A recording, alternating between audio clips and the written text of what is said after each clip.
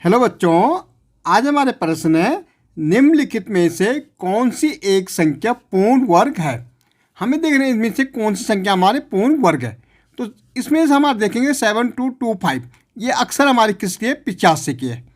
85 का हमारा पूर्ण, ये क्या है, हमारा 85 का पूर्ण वर्ग है। ओके। सेकंड हमारा है निम्नलिखित संख्याओं में कौन सी संख्या किसी भी प्राकृतिक संख्याओं का वर्ग नहीं है। भाई हमें देखना ये इनमें से कौन सी संख्या जो प्राकृतिक संख्या का वर्ग नहीं है। अब हमें देखना जिसके इकाई अंक जिसका क्या 2, 3, 7 और 8 होता, वो किसी संख्या का पूर्ण वर्ग नहीं होता है। अब मुझे देखना भाई इकाई संख्या यहाँ है। इकाई अगर हम यहाँ देखेंगे तो ये इकाई अंक इसका 2 है, तो ये हमारा पूर्ण वर्ग नहीं होगा। ओके। 120 तथा 300 के बीच कितनी पूर्ण वर्ग संख्याएं हैं। हमें देखना 120 से लेकर 300 के बीच कितनी संख्या है जो पूर्ण वर्ग है। तो भाई सबसे पहले 120 के बाद क्या आता है, 121 आता है। ये तो पूर्ण वर्ग है, कितने का है, 11 का वर्ग होता है। ठीक है, अगर 11 का वर्ग करेंगे तो 121 आता है। ऐसे हम चलते चले जाएंगे तो लास्ट संख्या हमारी मिलती है 289, जो किसका है, 17 का है।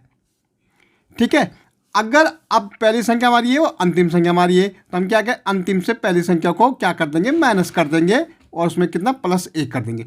17 में से 11 गया, कितना बचेगा, 6। इसमें 1 जोड़ देंगे, कितनी आ जाएगी, 7। तो हमारे कितने होंगे, 7 संख्या। 7 संख्याएं ऐसे 120 से लेकर 300 में जो क्या पूर्ण वर्ग है।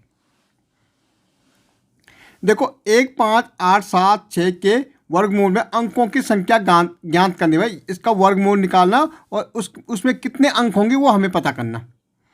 अब यहाँ देखो 1, 2, 3, 4, 5 है। ये कितने अंक है, 5 है।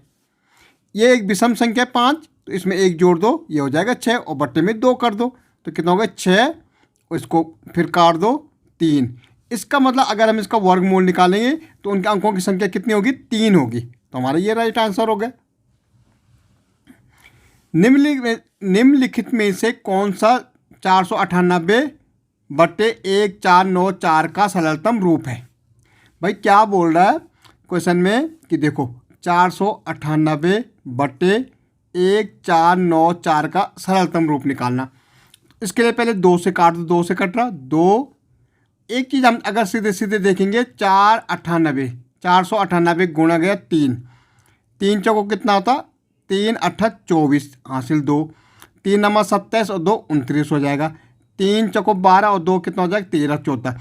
इसका मतलब इसको अगर मैं 1 से काटूँ ये 3 टाइम जाएगा, 1/3 हो जाएगा। देखो 1 से 1 कटेगा और इसको हम गुणा करेंगे 3 से तो ये कट जाएगा, पूरा भाग देंगे इसको 3 बार। तो ये हमारा सी वाला आंसर हो गया।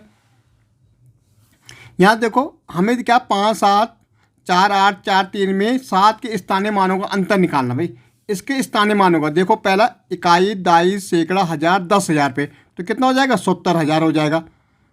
दूसरा 7 हमारे देखो इकाई दाई पे, दाई मतलब 70 पे। अब इसको माइनस करो भाई, 0 का 0, 10 में 7 गया, कितना बचेगा 3, यहाँ पे 9 बचेगा, यहाँ पे 9 बचेगा, यहाँ पे 6 बचेगा। देखो इसको घटाना है तो 6 9 9 6 9 9 6 9 9 3 0, तो कहीं पे हमारा है 6 9, ये हमारा डी वाला आंसर सही हो जाएगा। ओके।